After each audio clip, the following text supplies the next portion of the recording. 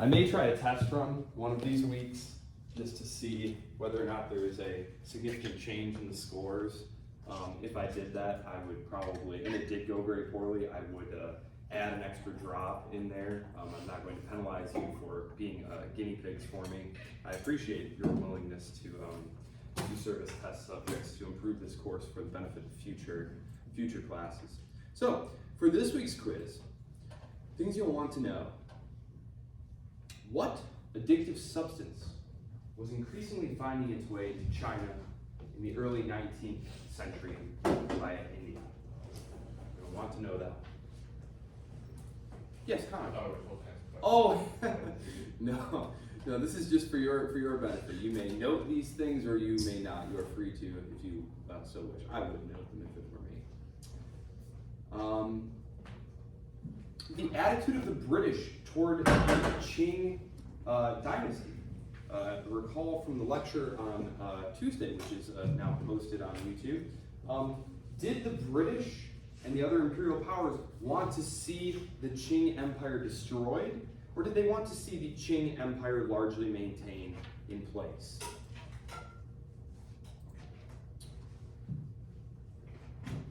What were the major concessions and privileges that the British and their fellow imperial powers were after in the treaties that concluded the Opium Wars? What did they want? What did they get? I had mentioned the name, the Japanese name for the divine wind that destroys the attempted Mongol invasion of the Japanese islands. That is one of the questions. It's multiple choice. I'll tell you now that it is not the Big Kahuna.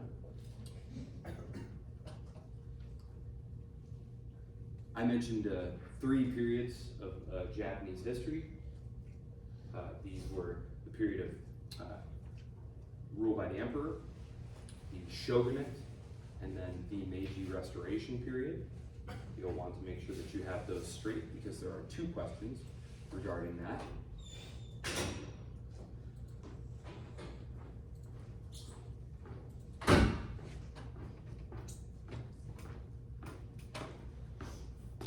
You'll want to recall the period of British East India Company rule versus the period of rule by the British Raj.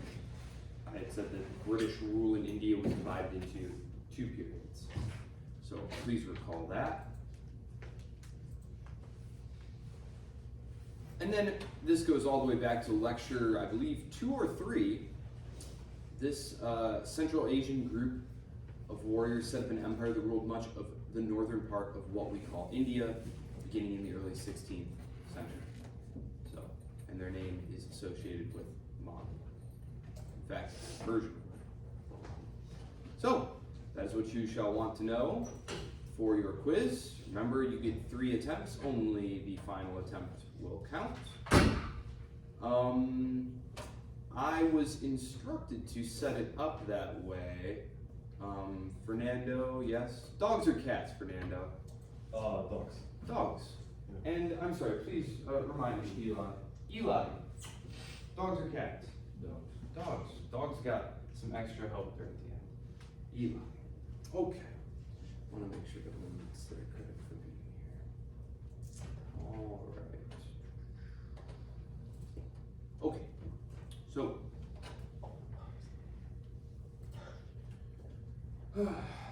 Last time, we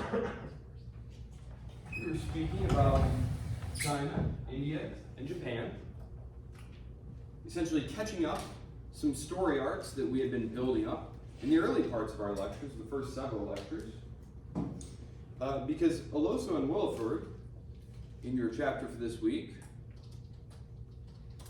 are interested in talking about imperialism, specifically in the 19th century. Because of course, we've been talking about colonization and imperialism at various points during the lectures. We talked about the creation of the Spanish Empire, the Portuguese Empire, their fights for control over colonies. This is not the right input.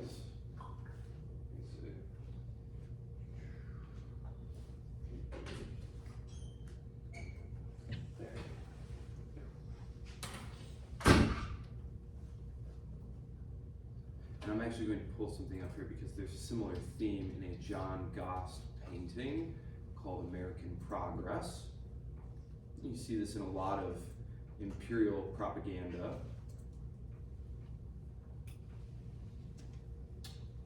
Let's see, can I pull up a full-size version of this?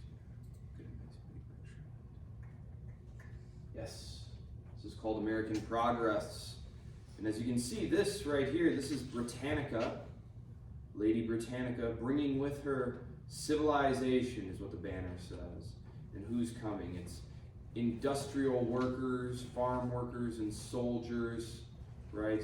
Conquering the quote-unquote barbarian tribes, bringing civilization. And you'll notice that this John Goss painting has something very similar here. Here's Lady Liberty bringing education and Christianity, and here are those thrifty, industrial, Protestant farmers, and who are they removing from the land?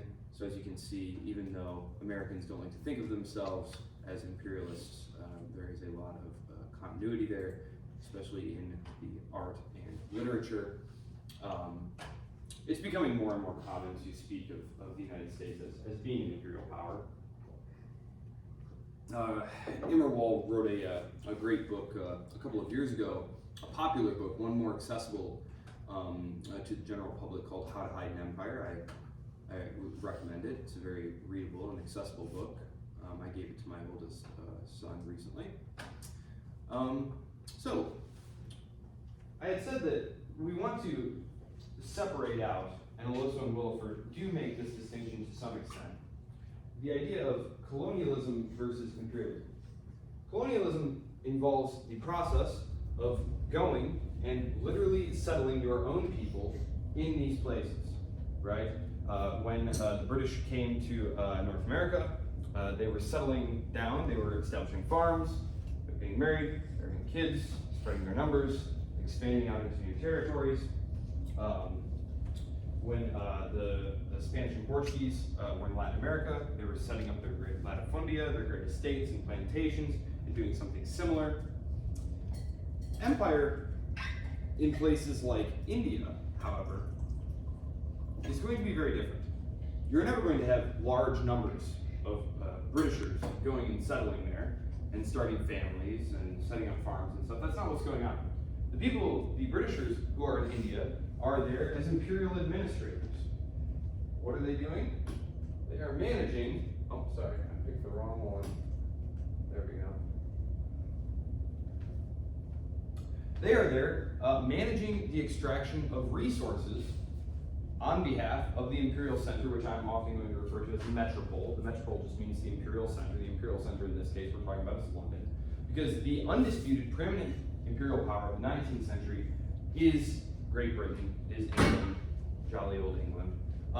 This goes back to the Napoleonic Wars, because of course we talked about the Napoleonic Wars. One of the things that happened is that France dominated the continent, right? But Britain controlled the oceans, right? And what did this mean? It meant the loss of much of France's colonial holdings during the time.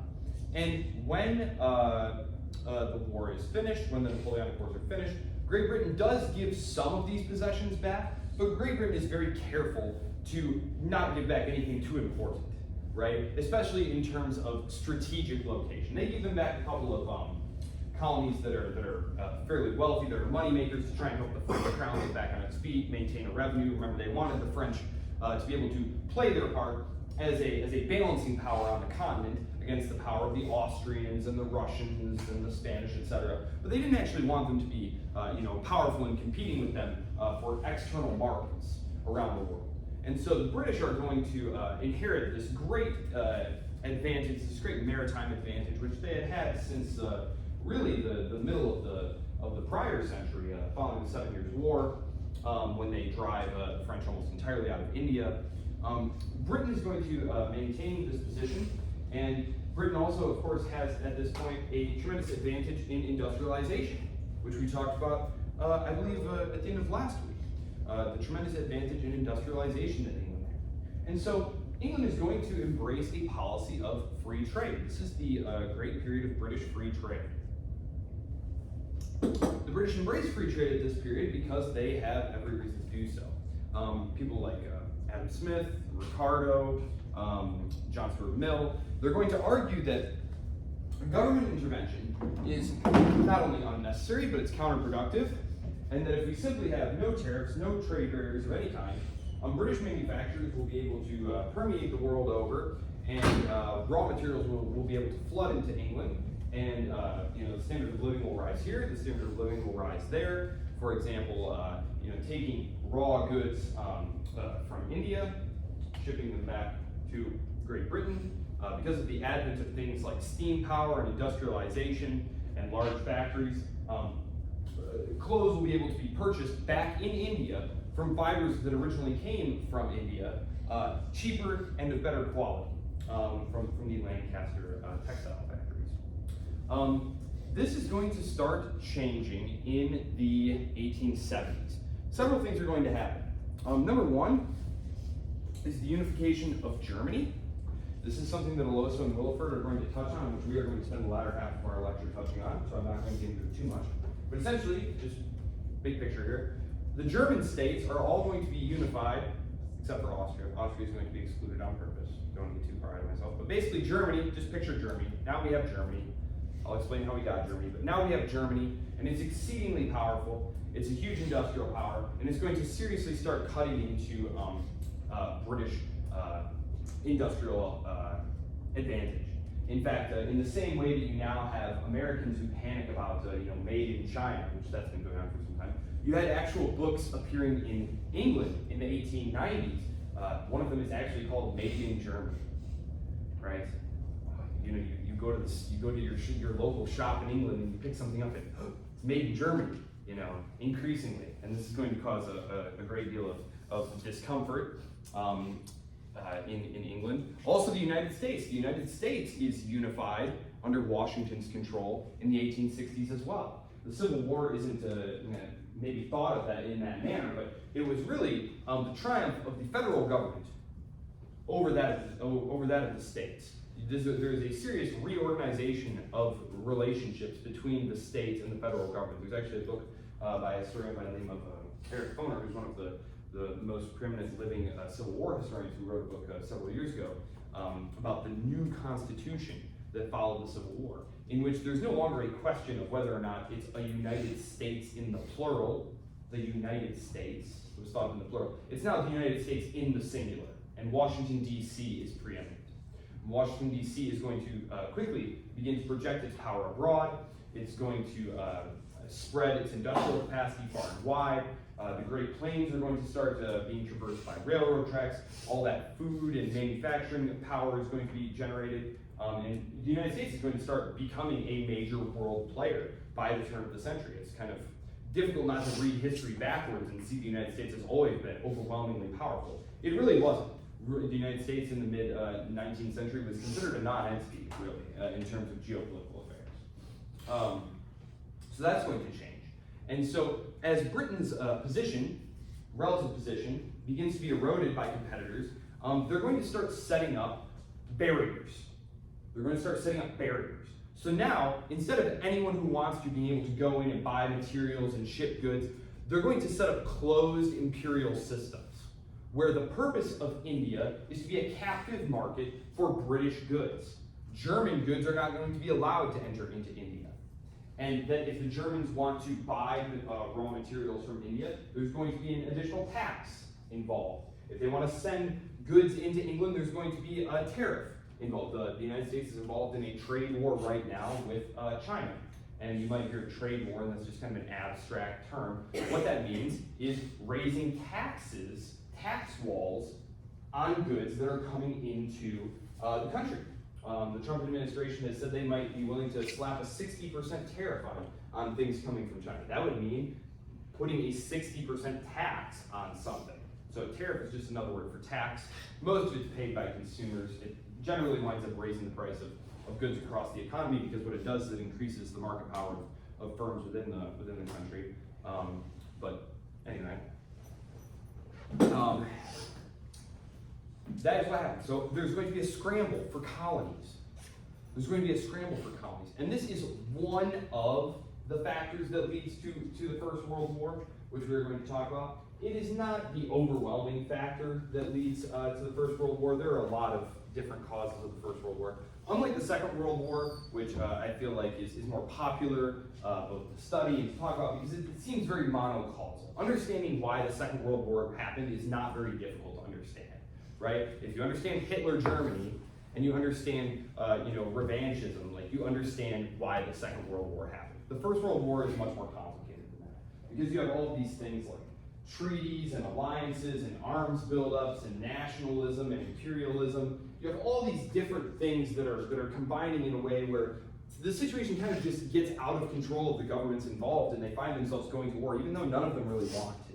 It's no one's preference to go to war, but they find themselves dragged almost inexorably towards war. Famously, Franz Josef, the Emperor of Austria, the country who actually begins the war, technically speaking, when he's asked, why did the war happen, he says, if only we knew. If only we knew.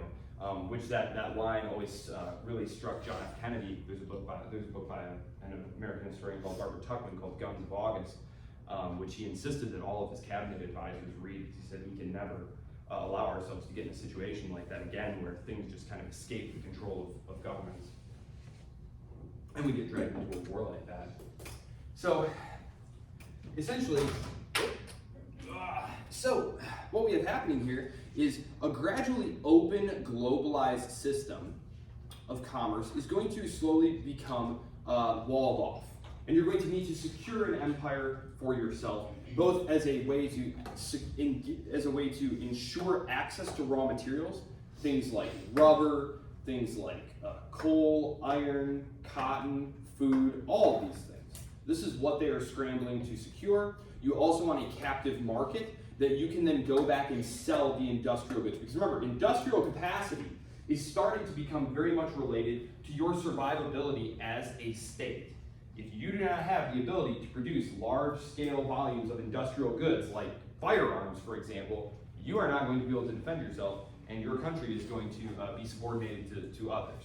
So it's seen as a matter of national survival. One thing that we're going to find is the decline of land-based empires. And they have the poor Ottomans up here, which I feel like the Ottomans always get picked on. But land empires are tricky. We've already talked about the fact that moving things over land is very, very expensive.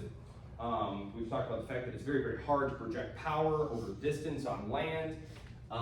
There's also the matter of different ethnic and different religious groups living contiguously to one another. The British, their empire was very scattered all over the place, right? You had all of these different peoples who were very disconnected from each other. Yes, if you massed them all together, you would have a severe problem for the British administrators, but they're all very spread out, right? They're all very spread out. When you have them all packed together and living together like this, things become very problematic, which it does for the Ottoman Empire, especially in the Balkans. The Balkans here, which I have a laser somewhere. I don't have a laser. Well, as you can see right here in the Balkans, which we spoke about previously, the Balkans are going to become very problematic. The Christian groups there, who are going to have the help of the Russians in throwing off the Ottomans. The Greeks, the Greek War of Independence, that's going to be one of the first ones, the first revolutions that happens there. The decline of Ottoman power is going to actually be a major factor in the run-up to World War I, because what's going to happen here is there's going to be a battle for control over this area here, the Balkans, okay? And what's going to happen, what did I do with that laser? What's going to happen here is, after the Austrians, you have to imagine, right here is Austria, right? Austria is going to get locked out of unified Germany by Prussia in the 1860s and 1870s. So Austria is going to redirect its attention southward toward the Balkans to expand its power and influence. It is going to run up against the Russians, who are also trying to expand their power and influence into this region. The Ottomans, who have been controlling this region for a couple of hundred years by this point, remember, this is where they got their janissaries from, right? They would take their tax in people from this area. This is where all of the Slavic-speaking Christians live, the Orthodox Christians live. And who is their, sort of protector? That is the Russians, the great Orthodox Christian power, the Orthodox Christian Slavic power here, okay? And so what is going to spark the First World War, the proximate cause, of course there are general causes, things like arms buildups and treaties and things like that. The proximate cause is the assassination of the Archduke Franz Ferdinand, the heir to the Austrian throne, by a Bosnian Serbian terrorist, funded by the Serbian government, funded by the Russian government, right? So it's really like a proxy battle between the Austrians and the Russians for control over this region. And then everyone else gets sucked in by their treaty agreements. So that's getting a little ahead of ourselves, but just so you see how the decline of Ottoman power, the fragmentation of Ottoman power in the Balkans is going to open up avenues for great power competition by the Europeans in the Balkans, which is going to eventually cause enormous problems. The Austrians are viewing this as a necessity because they are a land empire. They are cut off from the sea. The Russians too. The Russians are a land power. They're a land empire. The Russians, as large as Russia is, they don't have great sea access. They don't have great sea access. Even their northern ports, which you can't really see here. I'll pull it up here. I'll pull it up right here. You have to imagine these are wooden ships, right? These are wooden ships. As you can see here, there's no outlet to the sea that is not going to be, consumed by ice or only a seasonal port, right? Up here you have all seasonal ports. When you have wooden sailing ships, you cannot try and sail them effectively in and out of like Murmansk and all of these places. And over here, in the east, the Russians are expanding over here, but they're running up increasingly against the Japanese. And this is going to ultimately culminate in the Russo-Japanese War of 1904-1905, in which Russia is going to be dealt a crushing blow. They're going to lose their entire, both of their fleets actually, in a terrible battle in these straits here. I had mentioned in our last lecture that the Japanese are going to be fabulous learners, fabulous adapters of Western technology and military techniques, and I was not kidding at all about that. They absolutely go on a tear. So, land-based empires. There are a lot of difficulties with maintaining a land-based empire, lots of costs involved, and the national question is going to be an increasing problem here. The Crimean War. Why the Crimean War? Well, as you can see here, which I'm going to try and zoom in, the Russians, because they are landlocked, they are expanding by this point. And I'll pull up another map so you can see.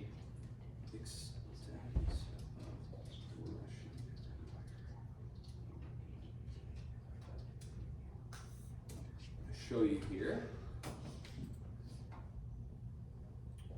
Let me see. They have a good one. Let's see. 1825. So all the way to the green. So as you can see, the Russian Empire in the 1850s is going to start pushing up against the Black Sea here. Against the Black Sea. So this is a possible outlet. This is the Black Sea right here, right? This is Ukraine. This is where the war is going on right now. Basically, the Russians are fighting to keep this area in the 1850s and to put a fleet here. Because they want to put pressure on Istanbul so that the Russian fleet can start getting access to the Mediterranean Sea. And so I had mentioned that the period 1815 to 1848 features no war between the great powers. The Crimean War is going to break this drought in great power wars. The Russians are going to be trying to push the Turks further down so that they can eventually take control of the straits here to get access to the Mediterranean. The British view this as a terrible threat to their position. They partner with the Ottomans to push them back. Napoleon III decides to get involved as well on the side of the British and the Ottomans, and then the Piedmontese do as well. So it's basically a great coalition against the Russians to keep them away from the Mediterranean. They are successful. You can read a little bit about this. One of the interesting things about the Crimean War, which I've read a couple of books about the Crimean War, and it's a very fascinating conflict. It seems very, peripheral, but really it was one of the first truly modern wars in the sense that you had railroads, telegraphs, artillery, massed lines of men, firing volleys, using breech-loading weapons. It's actually, they have a period, Alfred Tennyson's poem, The Charging of the Light Brigade. It's this famous poem about the bravery of these English cavalry soldiers. Now, cavalry, if you're not familiar with this, cavalry were the men who would be on horseback, right? And you'd have a lance and a saber, and you would go charging into the line of infantry, trying to skewer people, and then slash them with your saber. Well, this is a great technique as long as the guys who you're charging don't have modern rapid-firing rifles, right? Because if they do, you're all going to be cut to pieces before you even get there. Well, a mistake, it all comes from a mistake. They were not actually given the order to charge, but there's a lot of confusion on the battlefield. It's not like they had, satellite radios and stuff connecting them all. There's a little bit of confusion. They charge this position that is totally fortified, and they just get cut to pieces by artillery and rifle fire. But they do so with great elan and great bravery, and so Tennyson immortalizes them in this poem called The Charging of the Light Brigade. But it's also a war that features the war correspondent. The war correspondent. It's the first war for the newspapers, where the government is actually sending people into the field. The newspapers are sending people into the field to report back to the public and to tell a story of what is going on in this conflict. So it's very, very interesting, and it's going to lead to a lot of changes within the Russian Empire, because Russia loses this war, in large part due to just how, frankly, backwards it is. It's not got any industry, really. It's largely a peasant, conscript, unprofessionalized army run by the nobility. And so it's going to produce a period of incredible reforms and transformation in Russia. Let me see here. Blah, blah, blah. Yes, that. I'm probably not going to ask you a lot of questions about Egypt. I might ask you a question about the Suez Canal.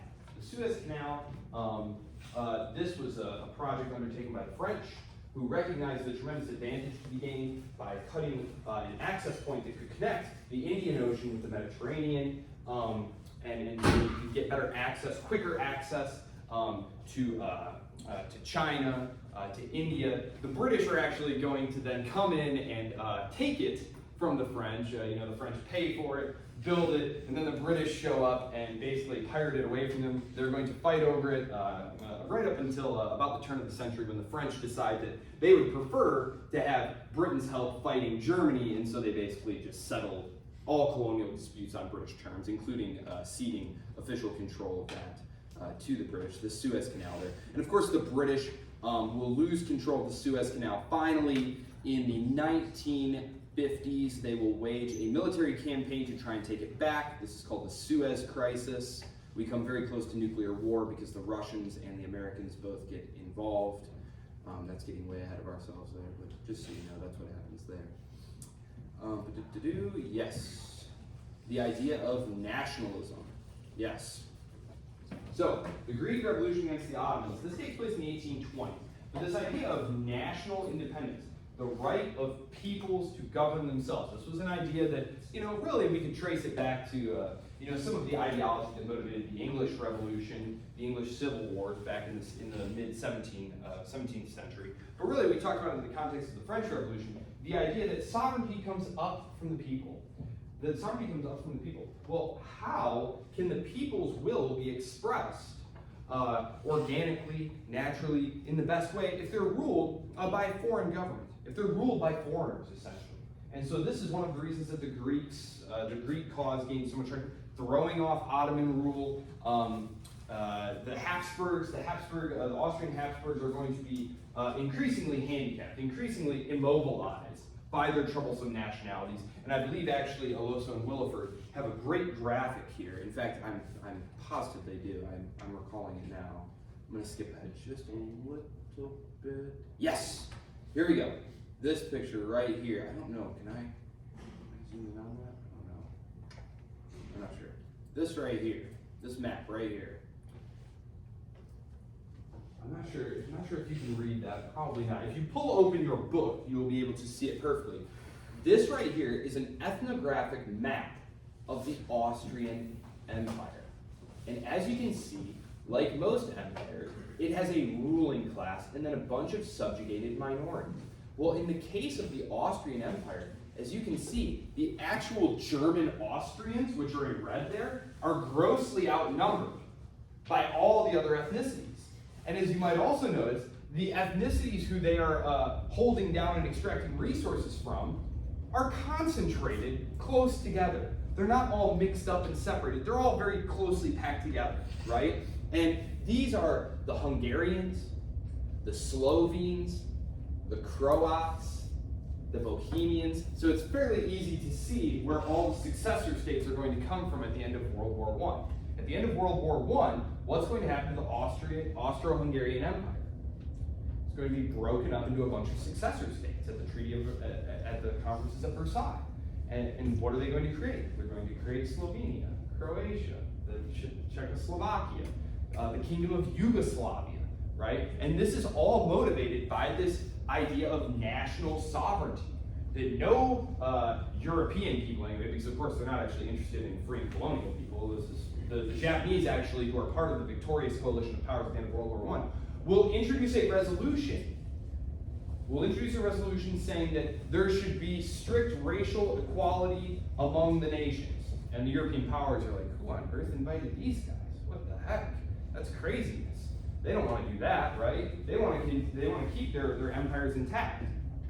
But when it comes to the Europeans, the idea is that all the European peoples have the right to govern themselves. And so there's going to be the creation of Poland. Poland's going to be brought back into existence. All of these countries are going to be created in the aftermath of World War I. That is a huge problem there for the Austro-Hungarians. This is going to lead to the unification of Italy. Ah, yes, the unification of Germany and the unification of Italy. Which one do they do first? They do. Okay. They do the unification of Italy first, which I guess makes sense because I'm going to pull it up here on another one. I don't like this map here.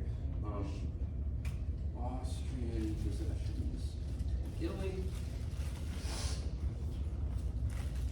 Century. If you've been to Italy and if you go to Italy, especially if you go to the north of Italy, you can still find whole communities with signage in German and Italian. It's very curious. Well, it's because, as you can see up there, the Austrian Empire ruled significant parts of northern Italy. Actually, my family immigrated from quote-unquote Italy, but it was part of the part of Italy that they came from was actually part of the Austrian Empire. And so the actual Ellis Island paperwork, which I procured several years ago and have framed in the sitting room, it actually says, Italian from Austria. So kind of interesting. But so this right here, this is Lombardy and Venetia, the kingdoms of Lombardy and Venetia right here. Okay, these are the papal states right here. This is the kingdom of the two Sicilies, and this goes all the way back to one of our earliest lectures on state formation in Europe, and talking about divided Italy, and how the division of Italy prompted a lot of competition and innovation, and how serving as an entrepot with the East prior to the fall of Constantinople, how this was enriching Italy in many ways. Well, Italy is also, because it is politically divided, it is easily dominated by its powerful unified neighbors. This goes for the Kingdom of Spain, which the Kingdom of Spain would actually control Sicily and parts of Lower Italy for a long time, over a century. Savoy there, which is pointing at the wrong thing. Right up there on the top left, Savoyard, the language there, that's very close to French. There was a lot of French influence there. And then, of course, the German possessions there in the northeast of the country. There is essentially going to be a series of conflicts fought, starting in 1848, the Great Springtime of Peoples. There's going to be 3 wars of Italian independence. They're going to be fought, first and foremost, against the Austrians. We talked about this. When Napoleon came in to Italy, he really awoke this desire for national unification, for an Italian state, or at least for an Italian kingdom. There were conflicting ideas about whether or not it should be a republic or a kingdom. Ultimately, it will be a kingdom, because Italy will be unified by the kingdom of Piedmont Sardinia, which is the pink entity on the left there. And so, in a series of conflicts, what's going to happen is Piedmont Sardinia is going to start taking possessions from the Austrians, and then they're going to partner with Giuseppe Garibaldi and his Italian red shirt revolutionaries in the south, and they're essentially going to surround the Papal States. And then, because the Pope was ruling Papal States, right? It wasn't just the Vatican; it was all of this right here. Which is some very wealthy land. And of course, it's cutting the peninsula right in half. You can't have a unified Italy and have Italy cut in half. And so what they do is they wait until the Third War of German Unification in 1870, 1871 to strike and take that. Actually, the Pope and the Italian government won't be reconciled until the 1920s. So for 50 years, the Pope and the Italian government were really not on speaking terms until the Lateran treaties of the late 1920s, when, oh goodness, I always forget his name, Luduce, the Italian dictator, Mussolini, I always forget his name for some reason. Mussolini comes to terms with the Pope. So, what am I talking about as far as the wars of German unification, and why was that important in terms of getting the unification of Italy finished? Well, Rome and the Pope were being protected by one of the most powerful Catholic powers on the continent, and that was France. So France had actual troops. The Second French Empire had troops there in Rome to act as a guarantor of the Pope's sovereignty. And the Italians were rightly worried that if they tried to take Rome, to take the Papal States by force, that this would prompt a French intervention. And they were very aware that they would not be able to stand up to the Second French Empire in a straight fight. So what they did is they waited until the French were distracted by the German Wars of Unification. The German Wars of Unification. This mustached fellow here is Otto von Bismarck, who's a Prussian Junker, just like he was a Prussian landowner. Kind of a rural, rustic fellow, spent time out on his country estate, spent most of his time hunting and reading. He was a German conservative, small c conservative. He was not really a German nationalist, but he recognized that in order for Prussia, which was I'll pull it up here, Prussia no longer exists. Prussia was obliterated by the Allied powers after World War II. But Prussia had been a German state, going all the way back to Teutonic times. And as you can see, these were its humble beginnings. Those were not its humble beginnings. Its humble beginnings were even more humble than that. It was very slowly, the early Prussian seat, Brandenburg was its early seat. Prussia in 15th century. Yes, there we go. So as you can see, Prussia, highly disunified, right? It was very, very slowly over the course of many centuries that the Hohenzollerns, this was the royal house, and they weren't even royalty initially. They were just wheelers and dealers. What's that game where you start with an object and you try and keep trading it to get better and better things? What's that called? Well, I forget. They were masters at it though. Over the course of many, many centuries, they ultimately wind up becoming the most dominant power in the Northern German Confederation. Okay? And then what they're going to do is they are going to, and when I say German, the German states, let's just recall, the Holy Roman Empire had been the primary vehicle of German political power going back many centuries. But it was controlled by the Habsburgs, essentially. And the Habsburgs were the Austrian power. The Prussians wanted to create a unified Germany that excluded Austria. Why did they want to exclude Austria? If you go to Austria, or you know anything about Austria, you know that the Austrians speak German, and certainly during this period, consider themselves German. The Austrian national identity is very much a product of the last 100 years. The Prussians did not want the Austrians to be included in the unified Germany, because then the Prussians would have to share power with the Austrians, the Habsburgs, which they did not want to do. The Prussians wanted their own German state that then, literally, when Germany is unified, it's literally the Prussian nobility who run the unified Germany. It's literally just, they essentially absorb these other things, and then the Hohenzollern King William is elevated to emperor. So, these wars for German unification. The first one is waged against Denmark. It's a very interesting war. It's a war over a couple of provinces, Schleswig and Holstein, one of which was strategically very important. The other one had a large German population there. And so what happened here is the Prussians and the Austrians went in together, fought this war. Bismarck, who is the one shaping Prussian foreign policy at this time, he really only wants this war because he's planning on using the outcome of this war to provoke the other war that he wants, which is against Austria. So, having gotten his war against Denmark, he and the Austrians work out that they're going to jointly administer these two new provinces that are part of the German Confederation. Okay? But the Prussians have no intention of actually following through on this.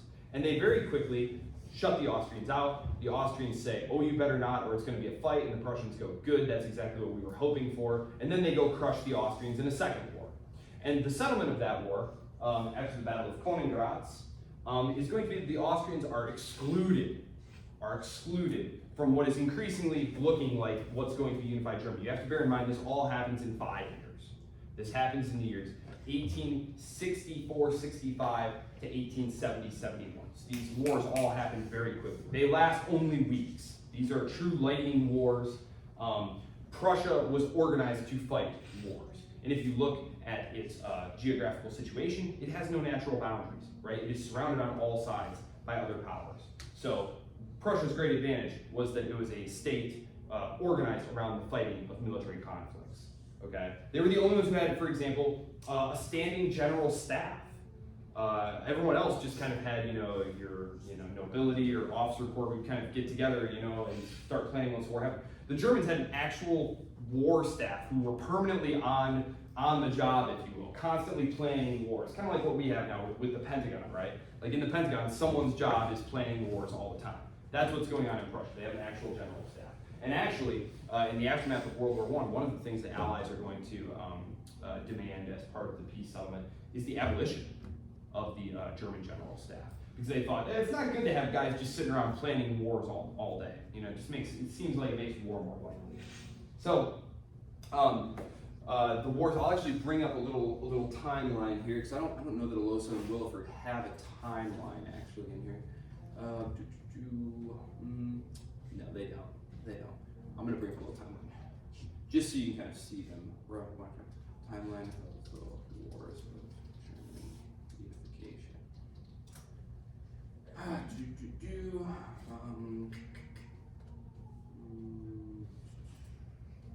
Yes. Come on. Oops. Yes. Okay. So 64, the Schleswig-Holstein War. They didn't include the Franco-Prussian War.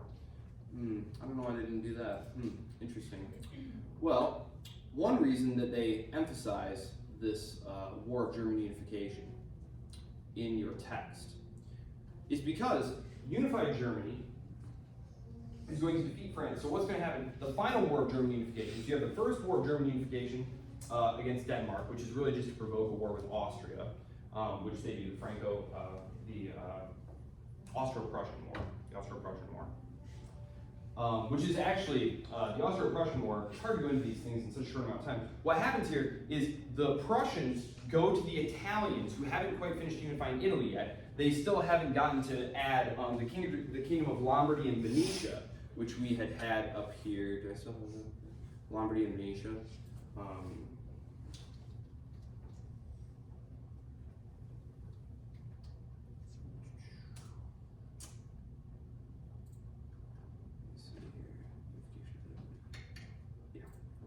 So you have the kingdom of Lombardy and Venetia here.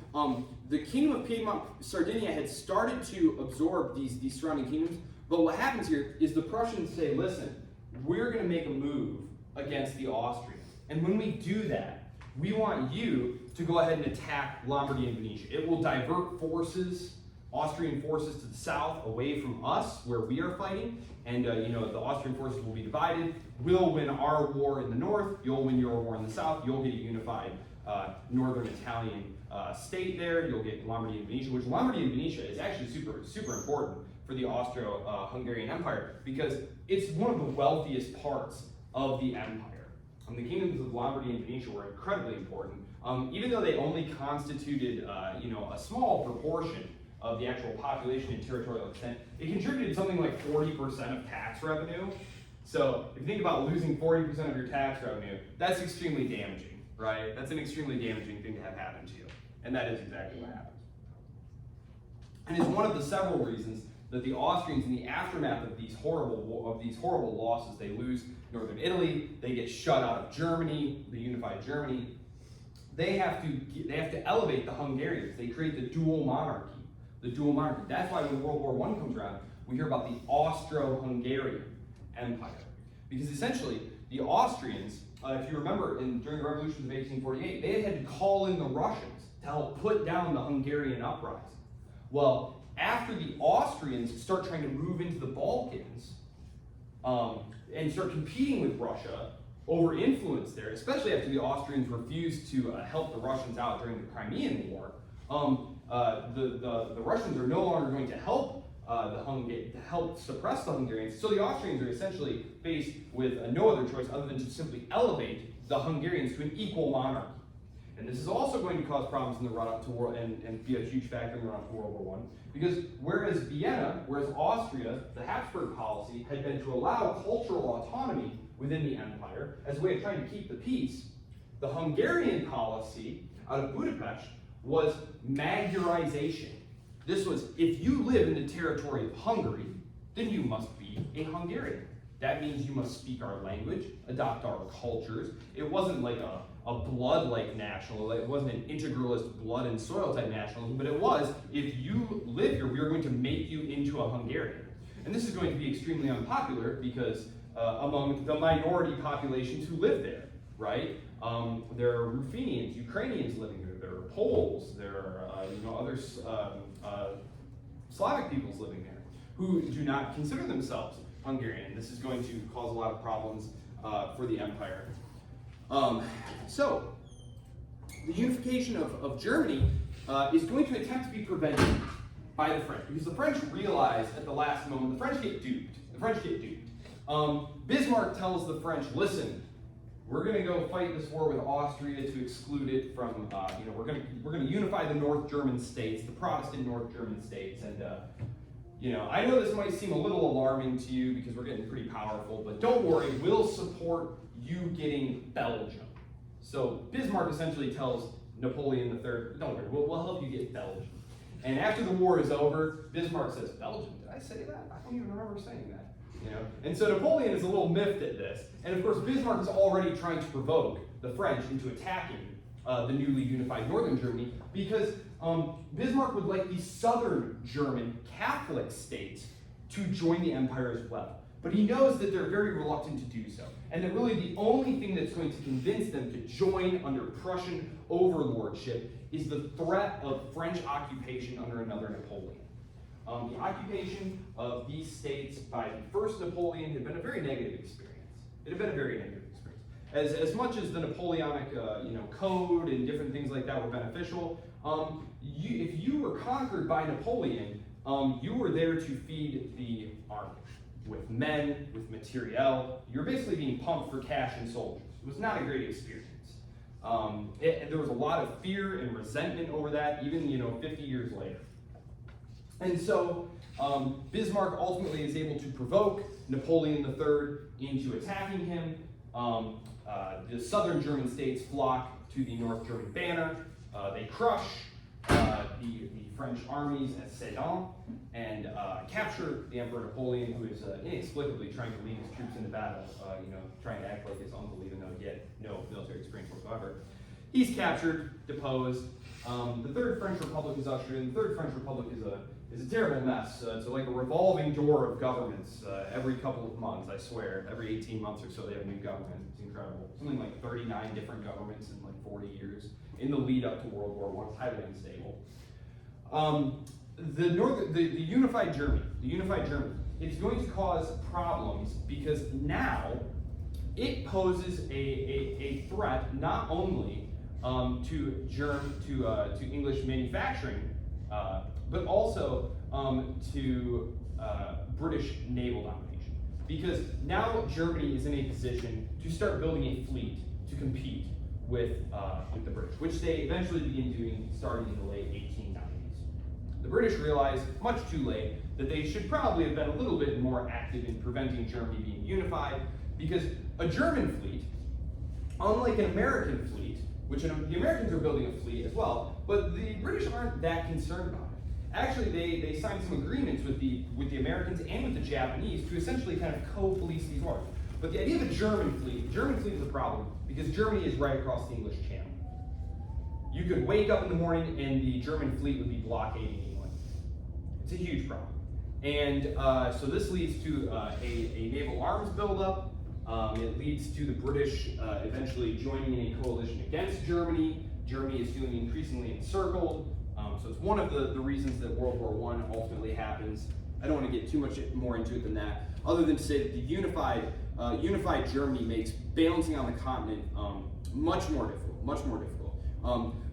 Geopolitics in Europe had been predicated on a divided, weak Germany for centuries, and now it is unified and here. So,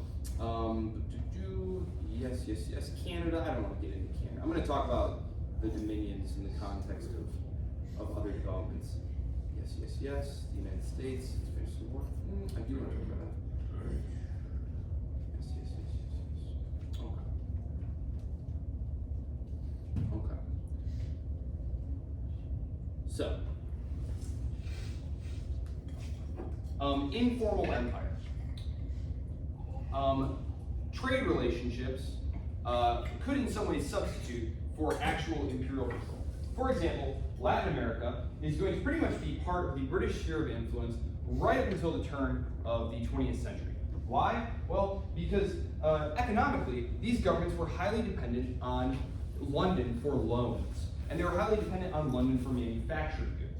And so if you don't produce a lot of manufactured goods and you produce a lot of raw materials, one way to ensure the prosperity of your society, or to try and ensure the prosperity of your society, is to sell your raw materials, whether they be sugar, cotton, coffee, whatever the case may be, to that industrial power in exchange for industrial goods. This is what's going to happen, and it's a very cheap and easy, beneficial way to help everyone become more prosperous. And this is essentially what's going to be happening here. Let me see here. India. We talked about India yesterday or 2 days ago. I had mentioned the United States slavery expansion civil war. Yes. Mexico. Yeah. I guess I can mention this really quickly. So this war often gets overlooked because the United States is on its way to the Civil War. And when we talk about U.S. policies in the 1840s, we're really just kind of setting the stage for the conflicts of the 1850s and the run-up to the Civil War, right? Well, there was a very large power to the southwest of the United States called Mexico. Right? And again, it's hard not to read history backwards and just to say, well, yeah, of course the United States eventually wound up conquering all the rest of the territories out west here. But up there on the top left, that was a British claim. The United States is going to push the British out of the Oregon Territory. And in the southwest here, Mexico is going to control this territory. Polk. If you judge a president based on how many of their campaign promises they fulfill, I think you can probably make the case that James K. Polk is the single most successful president in U.S. history, because he made only a couple of campaign promises, one of which was taking all of that land from Mexico, And he fulfilled all of his campaign promises. He made just a couple of campaign promises. He fulfilled all of them and did it in only one term. That being said, he purposely provokes a war with the Mexican government. He essentially tells Zachary Taylor and the army, go down there, cross this disputed boundary, ride around and wait for someone to attack you. And once you do, we'll have our casus belli, we'll go to war over it. The war is exceedingly controversial. It's very controversial. This is the war that Henry David Thoreau, the great transcendentalist, the New England transcendentalist, who writes Civil Disobedience, the tract that inspired Martin Luther King, Mahatma Gandhi. You familiar with that? Rise Up from Jail. He's thrown in jail for refusing to pay the taxes that fund this particular war. Ralph Waldo Emerson, one of his fellows, says that we shall take Mexico, but we shall take Texas and the Mexican territories, but they shall be like arsenic to us. They shall be like arsenic to us. Essentially, that we're going to take poison by things. And it's true. It's true to a certain extent, because taking all this territory is going to open up a political problem. Are these going to be slave states or not? Of course, this is the big debate that's going to eventually produce the Civil War, because the northern states, especially the increasingly the Republican Party, is going to want to limit the expansion of slavery. They're fine with slavery staying confined to this area here, but they want this area out here in the West to be reserved for free white labor.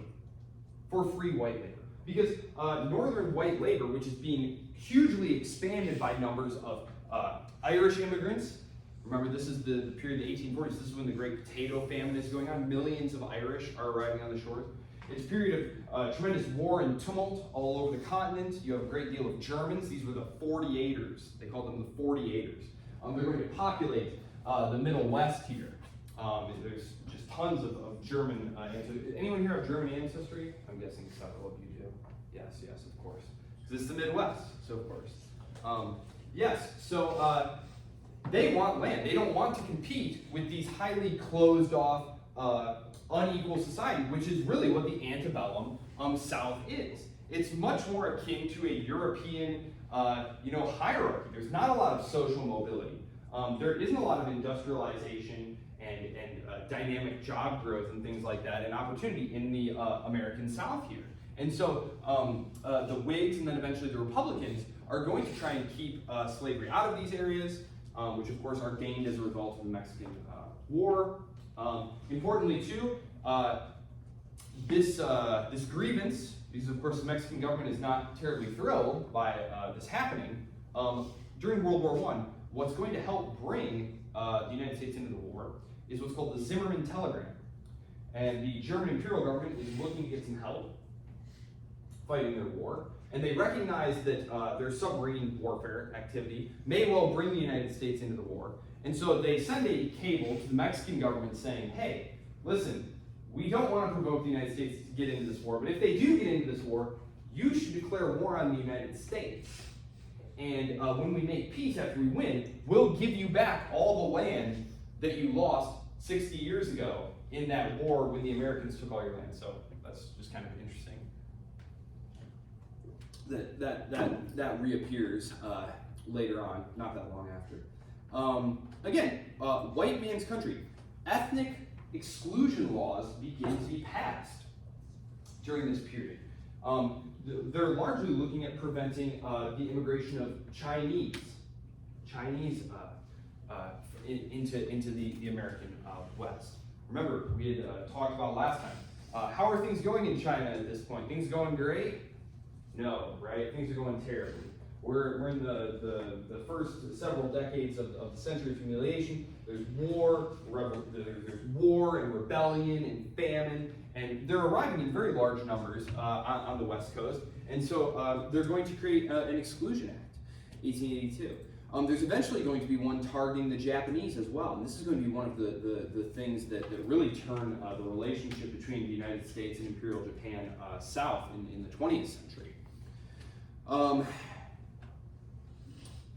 Yes, I guess I can just talk about this very briefly. The Confederate government, one of the reasons that the Confederate government that tries to break away from the United States, one of the reasons that they think they're going to be able to do this is because of the dependence of the English economy on cotton, right? That if cotton stops flowing from the American South to the factories in England, people are going to become unemployed. It's going to cause social unrest in England, and that to prevent this from happening, the English will support the Southern desire to secede, and then they can become kind of like like sort of a protectorate of the British Empire. As we were talking about with the Latin American countries, they're sending raw materials like cotton, for example, it would be cotton, to England, and England is in turn sending them tariff-free manufacturing goods. And so this is what the Confederates think is going to happen. But of course it is not what happens, because they don't want to provoke a fight with the Americans. One reason they don't want to provoke a fight with the Americans, this is not often observed, but the Russians had told Washington that if the British did this, that the Russians would come in on the side of the North and fight the British. And the British were not looking for a fight with the Russians, so it's one of the several reasons that wound up playing out the way that it did. So, yes, I talked about that. It's a very sprawling chapter. I don't want to get into U.S. imperialism because that is going to take us abroad in 1898. So I guess I will leave it here for today. Any questions? It's a very sprawling chapter. Okay. Good luck on your quiz. If you have any questions, feel free to email me. I'm always available up until the literal last moment, although I don't advise waiting until the very last moment. Have a good weekend.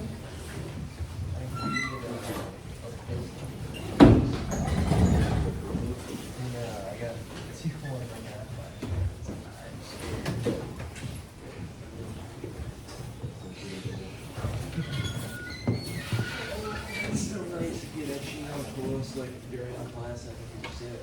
It's